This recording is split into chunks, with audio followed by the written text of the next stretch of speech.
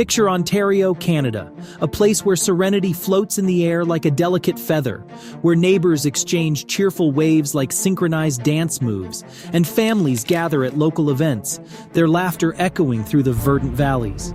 But hold on to your hats, folks, because beneath this facade of tranquility lies a tale that'll make your jaw drop and your heart skip a beat. Brace yourselves for the roller coaster ride of Canadian criminal history. It all begins in April 2006 when chaos erupts like fireworks on Canada Day, exposing a world beyond your wildest nightmares, a world of violence, betrayal, and shattered loyalties. Enter Wayne Kalistine, a man whose name will forever be etched in the annals of infamy, a maverick leading a renegade faction within the notorious Bandidos. But old Wayne isn't your average danger-dabbler, no siree. He's a daredevil extraordinaire, cranking up the volume on insanity and leaving the entire nation wide-eyed, mouths agape, and utterly flabbergasted. Hold on to your socks, my friends, because we're diving headfirst into a whirlpool of adrenaline-fueled madness. In the world of outlaw bikers, Kalistine becomes a legend, revered by his comrades and feared by his opponents for his tenacity and reckless disregard for the law. Wayne was born in 1949, but nothing is known about his origins, leaving people wondering how he ended up living a life of crime. He has already developed into a skilled criminal by the age of 18, engaging in burglaries, drug sales, and even rumors of murder. Wayne is an exposed individual without any gang protection to defend him from the hazards of the Canadian underground. The Satan's Choice chapter in London, Ontario becomes a part of the Canadian expansion of the Outlaws Motorcycle Club in July 1977. Kalistine requests membership but is turned down because he is considered a heat score, someone who frequently attracts police notice. He is subsequently permitted to start an Outlaws puppet club in 1982, which he names the Holocaust Motorcycle Club. However, this name offends many other outlaws, so in 1988, it is changed to the Annihilators Motorcycle Club. This guy's filthy thinking is immediately apparent from the vile name he gives his group. But Wayne's success is hampered by his volatile temper, which regularly gets in the way of his goals. His fiery nature eventually leads to an incident in June 1991 when an outlaw member accuses Wayne of shooting him. The charges are eventually dropped when the accuser chooses not to testify, but the incident places Wayne under the watchful gaze of the police, who now regard him as a person of interest. A year later, in 1992, a moment of reckoning arrives for Wayne as part of a police crackdown, codenamed Project Bandido, targeting both the Annihilators and the Outlaws. Kalistine is arrested at his farm. He is found drunk and high in his living room, surrounded by guns, cocaine, cash, and Nazi memorabilia. Little does Wayne know that his story is far from over. The farm may have been seized and his freedom stripped away, but the indomitable spirit within him refuses to be extinguished. As Wayne emerges from his prison cell, he finds himself thrust back into a world that has dramatically changed during his incarceration. The Hells Angels, the outlaws' most formidable adversaries, have risen in power, igniting a fierce war for dominance within the criminal underworld. Determined to reclaim his former position, Wayne wastes no time in resuming his role as a biker boss. However, the outlaws, tired of Wayne's explosive temper and unpredictable nature, make a fateful decision to ban him and his club. Stripped of his once loyal comrades, Wayne finds himself grappling with a loss of power and influence. In search of a new alliance, he turns to the Loners MC, where he forms a partnership with Giovanni Massadir, who swiftly becomes Wayne's protege and trusted right-hand man. While the Hells Angels attempt to recruit Wayne, he defiantly rejects their offer. Enraged by his rejection, the Hells Angels seek revenge and orchestrate a drive-by shooting targeting Wayne.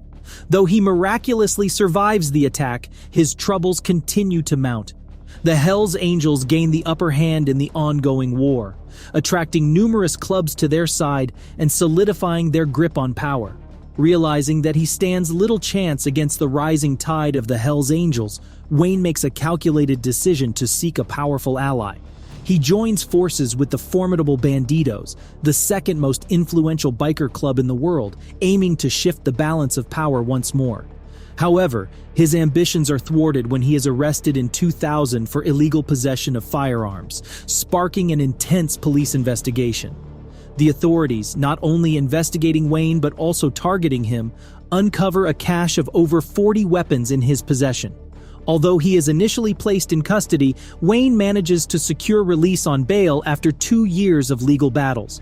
When he re-enters the world outside prison walls in 2002, he is met with a disheartening realization. His former protege, Giovanni Massadia, has ascended to the presidency of the Bandidos during Wayne's absence. Fueled by wounded pride and an unwillingness to accept his former protege's newfound authority, Wayne engages in a heated argument with Giovanni. However, the club rallies behind Giovanni, solidifying their support and accepting him as their rightful leader, further marginalizing Wayne in the process.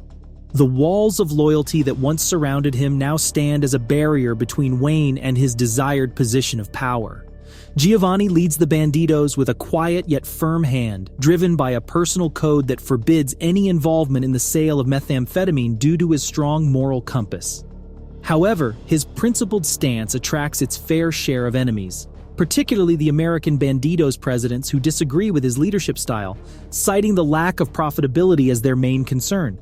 Faced with this opposition, the Bandidos decide to sever ties with Giovanni, stripping him and his crew of their Bandido affiliation. In response, Giovanni renames his club the No Surrender Crew, a defiant declaration of their independence. Despite the name change, tensions remain high as many members of the No Surrender Crew continue to proudly display their Bandido patches. This flagrant disregard for the wishes of the American Bandidos further exacerbates the situation. To address the issue, the American Bandidos organize a crucial meeting at the border between Canada and the United States. Wayne Kalistine and Michael Santam, influential figures, are invited to represent their interests. Led by Peter Price, the Bandidos' most powerful man, the meeting highlights the disrespect and violation caused by the No Surrender Crew wearing Bandido patches. Price aims for a non-violent resolution and requests the crew to cease wearing the patches. In exchange, Wayne will be appointed as the National Bandidos president, recognizing his leadership abilities. Despite Price's intentions for a peaceful resolution, Wayne and Michael have a different plan in mind from the outset. Fueled by their desire for vengeance, they aim to eliminate Giovanni and his crew entirely. Wayne is armed to the teeth, and Michael has a loyal group of men ready to wage war against the No Surrender Crew. To devise a strategic plan, Santam and his men convene at Kalistine's farm, where they intend to eliminate their adversaries in one fell swoop. In a cunning move, Wayne invites Giovanni Massadia and his crew to his farm under the pretense of addressing the discrepancies between the two groups. Oblivious to the impending danger, Giovanni agrees to the meeting, unknowingly stepping into a carefully laid trap. Time is of the essence, as the fateful encounter looms closer. Sensing the impending danger, Wayne swiftly sends his wife and daughter abroad, ensuring their safety while withholding the true reason behind their sudden departure. The No Surrender Crew arrives at Wayne Kalistine's farm, the clock ticking past 10:30 in the evening. Their numbers total 8 men: Giovanni Massadia, Jamie Flans, George Kriarakis, Luis Raposo, George Chasson, Paul Sinepoli, Frank Salamo, and Michael Trotter. Little do they know the treacherous fate that awaits them within those darkened grounds. As the crew steps onto the farm, a palpable tension hangs in the air, casting an eerie shadow over the scene. It is Luis Raposo who first senses that something is terribly amiss. His instincts ring alarm bells, and his gaze falls upon Michael Santam, gripping a menacing firearm. Swiftly realizing the danger, Raposo springs into action, unleashing a hail of bullets towards Santam. His shots find their mark, but to his dismay, Santam remains unscathed, shielded by a bulletproof vest. Recovering swiftly, Santam retaliates, his lethal gunfire finding Raposo, claiming his life. In the chaotic crossfire, the sudden eruption of violence on the farm plunges the scene into chaos. Sensing a slim chance of escape, Sinopolis and Kriarakis seize the moment to make a desperate break for freedom. As time drags on, Wayne Kalistine makes a devastating decision, a choice that will seal the fate of the No Surrender Crew. Determined to carry out his grim mission, he resolves to eliminate each member one by one, ensuring the completion of his sinister plan. Driven by his propensity for violence and alcohol, he takes out one after the other. With each life extinguished, Kalistine's resolve grows colder until he reaches the last of the no-surrender crew. However, his intoxicated state renders him unable to pull the trigger himself, thus delegating the task to his loyal henchmen. Having accomplished his dark intentions, Kalistine devises a scheme to shift the blame onto the Hell's Angels. He orders his crew to transport the lifeless bodies of the no-surrender crew into Hell's Angels territory, intending to pass off the act as the handiwork of their rival gang. Yet fate intervenes, and their plans are derailed when their vehicles run out of fuel just as they approach the territorial boundaries. Forced to abandon their cars, they seek refuge on a nearby farm, where they set the vehicles ablaze in a desperate bid to erase any incriminating evidence. Kalistine frantically reaches out to trusted allies for help erasing any evidence of their dark deed. Little do they know, law enforcement is already closing in, launching a thorough investigation into the fateful night. The burnt car's proximity to Kalistine's farm raises suspicion, shining a damning light on his involvement. Police swiftly conduct a forensic search, uncovering victims' keys hidden in his fireplace, a chilling link to the murders. Luck favors the investigators as they discover a partially burnt business card belonging to Jamie Flans, further connecting the suspects to the crime. Their relentless search yields the murder weapons, solidifying the case against Kalistine and his co-defendants.